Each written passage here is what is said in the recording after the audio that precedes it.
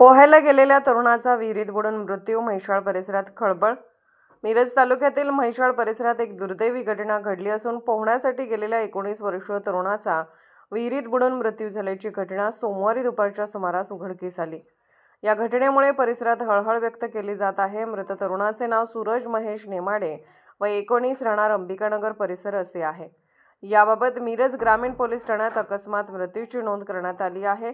मिळालेल्या माहितीनुसार त्यांच्या वडिलांचे काही वर्षापूर्वी निधन झाले होते. त्यामुळे त्याची आई मोलमजुरी व घरकाम करून कुटुंबाचा उदरनिर्वाह करत होते. कुटुंबात 2 बहिणी असून एका बहिणीचे लग्न झाले आहे तर दुसऱ्या बहिणीचा नुकताच साखरपुडा झाला होता. अशा परिस्थितीत घरातील एकमेव मुलगा गमावल्याने कुटुंबावर दुःखाचा डोंगर कोसळला आहे. सोमवारी दुपारच्या सुमारास सूरज आपल्या काही मित्रांसोबत नरवाड रस्त्याकडील विहिरीत पोहण्यासाठी गेला होता. सूरजला पोहता येत असूनही तो अचानक बुडाल्याने नेमके कारण अस्पष्ट आहे. प्राथमिक माहितीनुसार विहिरीत असलेल्या फुटबॉलला धरून तो तरंगण्याचा प्रयत्न करत होता. मात्र काही वेळानंतर तो पाण्यात बुडाल्याचे लक्षात आले. घटनेची माहिती मिळताच स्थानिक नागरिक व मित्रांनी शोध घेतला असता सूरजचा मृतदेह विहिरीत आढळून आला.